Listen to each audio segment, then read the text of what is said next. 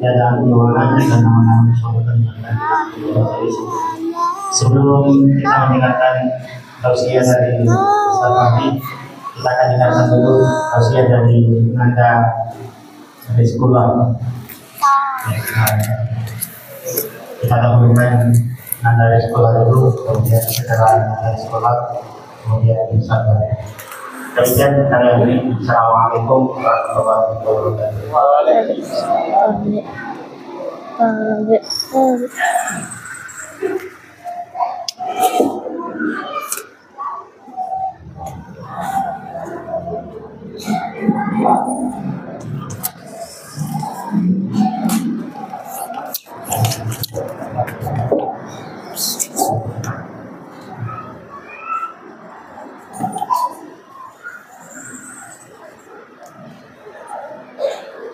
Assalamualaikum warahmatullahi wabarakatuh.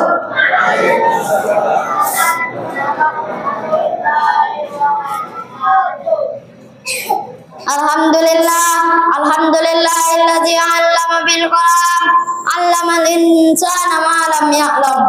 Assalatu wassalamu ala khairil anam wa ala alihi washabi ulil kiram.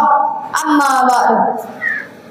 Hadirin wal hadirat yang berbahagia, tiada kata yang pantas diucapkan untuk mengagumi dan mensyukuri nikmat Allah Subhanahu wa taala selain kalimat alhamdulillahirabbil alamin. Dialah Allah yang telah menciptakan manusia sebagai makhluk yang istimewa. Sebagaimana firman-Nya di dalam Al-Qur'an, laqad khalaqnal insana fi ahsani taqwim. Sungguh kami telah menciptakan manusia dalam sebaik-baik ciptaan. Salawat serta salam tak lupa kita kirimkan kepada junjungan Nabi besar kita, Nabiullah Muhammad SAW, seorang pejuang yang tak bergaji, kepada seorang pahlawan yang tak berdasi, kepada seorang perangkul yang tidak pernah memukul, kepada seorang pengajar yang tidak pernah menginjak. Bartidal Habibullah, berpangkat Rasulullah, Buati Aminah, putra Abdullah, Nabiullah Muhammad SAW. Hadirin wal hadirat yang berbahagia, hanya saja keistimewaan manusia tidak diukur dari bentuk dan postur tubuhnya, seperti gagah, wajahnya yang cantik dan tampan, atau senyumnya yang manis. Namun lebih daripada itu, keistimewaan manusia diukur dari sejauh mana ia menggunakan dan memfungsikan segala nikmat yang telah diberikan oleh Allah Subhanahu wa taala kepadanya.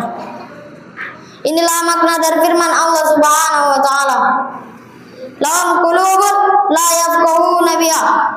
Mereka memiliki hati, namun hatinya tidak dipergunakan untuk memahami apa yang ada.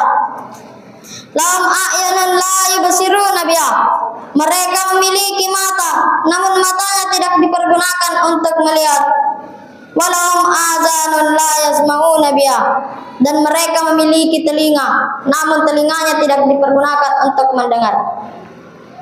Mereka itu sama dengan binatang, bahkan jauh lebih sesat dari binatang. Sebab kenapa? Karena mereka memiliki segalanya, namun ia tidak pergunakan sesuai apa yang diinginkan oleh yang memberi. Oleh karena itu, pada kesempatan kali ini saya akan menyampaikan sebuah dakwah Islamiyah yang terkait dengan pentingnya menuntut ilmu. Karena dengan ilmulah kita akan menyadari bahwa manusia adalah makhluk yang istimewa, sehingga kita perlu menjaga keistimewaan tersebut.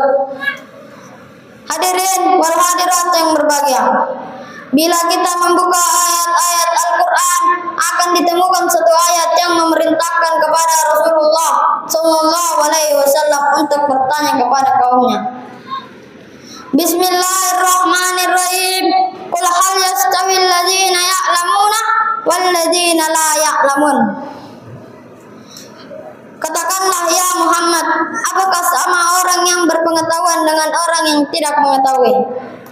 Pertanyaan seperti ini di dalam ilmu tafsir dikenal dengan istilah al-istifhamul inkariyo. Artinya pertanyaan yang tidak membutuhkan jawaban. Sebab kenapa? Karena sudah sangat jelas bahwa orang yang memiliki pengetahuan jauh lebih mulia dibandingkan dengan orang yang tidak berpengetahuan. Itulah sebabnya Islam sangat mementingkan ilmu pengetahuan. Bahkan disebutkan dalam salah satu hadis, Bismillahirrahmanirrahim, Innal malaikata la tad'u wajniyata li talibil ilmi hidan bima yasna'u.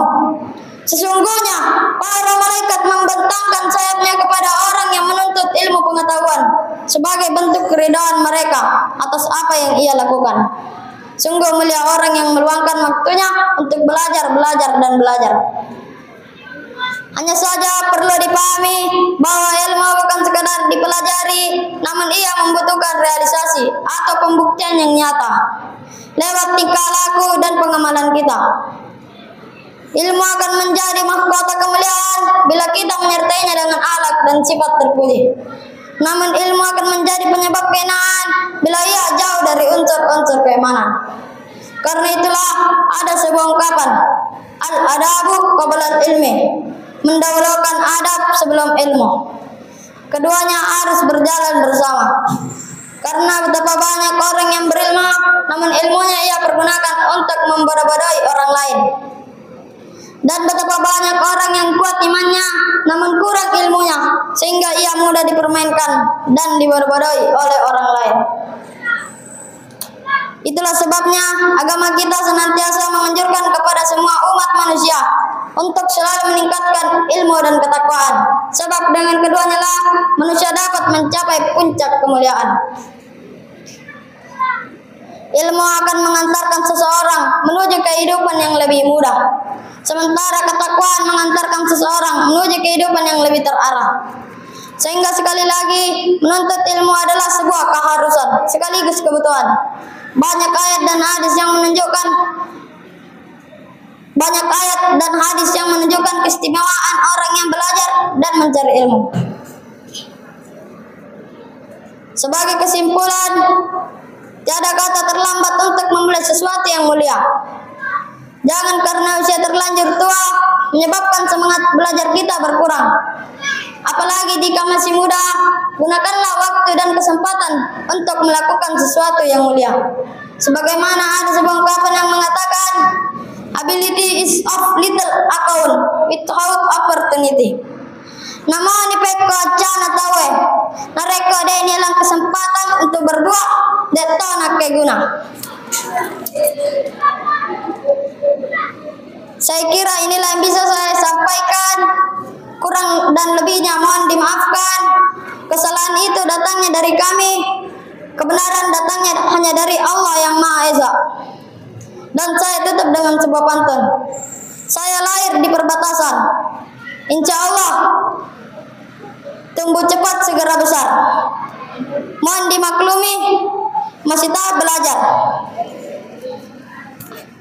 Akhirul kalam, wallahu musta'an, wa alaihi tuklan, wabillahi taufiq, wa da'wat wal irsyad. Wassalamualaikum warahmatullahi wabarakatuh.